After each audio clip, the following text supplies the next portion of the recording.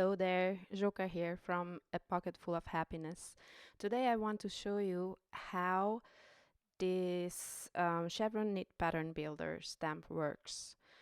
Um, I'm pretty sure it's a bit of a trial and error first to see how to line these up.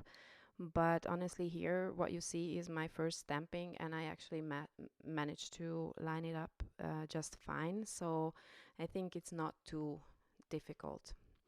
I will show you all the inks that I'm using in case you like the color combination. I thought this was great for fall. These oranges and blue colors. All right, so I kind of look through the stamp when I put them down, the next one, um, and they should not touch the stamped pattern, which is already on the paper, but should also not be too far. However, I think if it's not perfect, it's also fine. It's just paper crafting, right? But I think it's not too difficult. I hope you will like it. I do. I think this is probably my favorite stamp set from this release. All right, so this is going to be a very simple card. I very rarely do one layer cards, but this will be technically a one layer card. I will only add the sentiment here. I don't know if you noticed, this is a brand new stamp set, so I always use an eraser when I first add ink to it, because otherwise it's likely that the ink will kind of build up on it. I'm not sure how to explain that, but it has like splotches.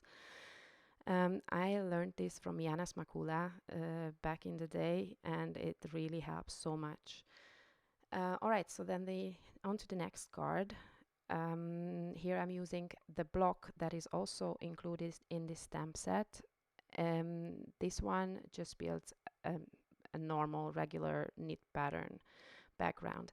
And I don't know if you noticed, but with the chevrons, I only stamped once because these patterns have a very thin white lines between them, and if you stamp twice the ink can spread and then you don't have such clean pattern. But with the pink one, I did stamp it twice because it's such a really light color, you couldn't see it otherwise, and it actually, when it's not so bold, you don't see that the pattern would be well, not as clean, you could say, I think.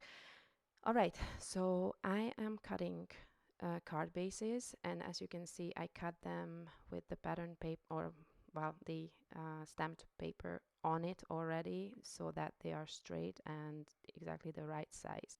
I went through my Spellbinders basic circle dies and chose two of them, which I will use as spots for, well, one of them, the smaller one, I will use as a background for my sentiment, which I am going to emboss.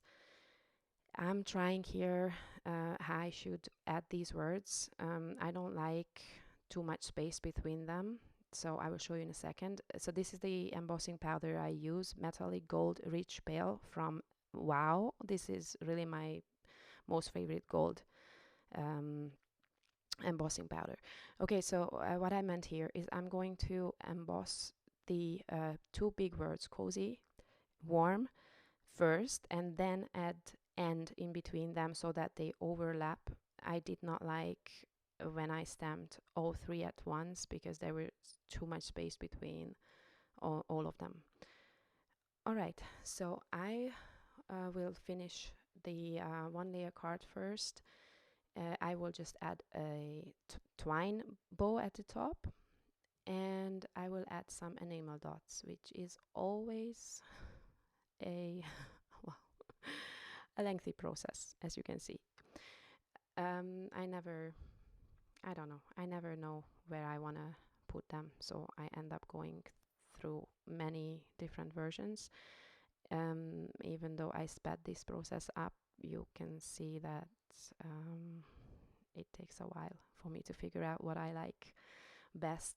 Anyway, once I finally settle on what I want, I will press them down with the help of my tweezer so that they will not come up. And then I'm gonna go and continue with the other card. These die cuts are part of my flowers and leaves cut file that you can find in my digital web shop. I die cut 2 layers. They all come with 2 layers, and I will only glue them down in the middle so that there's that they are kind of airy, if that makes any sense, so that there's more dimension to them. I'll add some foam tape behind the smaller circle, and then I will layer these leaves behind it. Then I will play with the arrangement, because at this point I'm not quite sure what I want just yet, but I will end up putting 1 or 2 branches at the top. In fact, one branch and kind of like a flower, and the other 2 at the bottom left. I'm starting to glue things down. For the bigger things, I'm using my ATG, and for these branches, I'm using some liquid glue. And oh god, I really don't know what's going on with my light. I don't know. You see, it's changing from yellow to white. I'm really sorry for this. I really have no idea what causes that. All right, so once I'm done with this, I will add some enamel dots, I believe. Yeah, I don't know, please tell me I'm not crazy and you guys do this as well, but I really I think I spend more time on this than the whole card itself. I never know where I should put them. Anyway, once I'm settled on the arrangement, actually I'm also adding some red ones just for, I don't know, just for a little bit of pop of color. And then I will press them down firmly with my tweezer and add a twine bow, and then I'm done. I really hope I could give you an idea how to use this stem set, and I really would like to see you try as well. And please share and tag me on social media so I can see it. Thank you very much for watching. See you next time. Bye bye.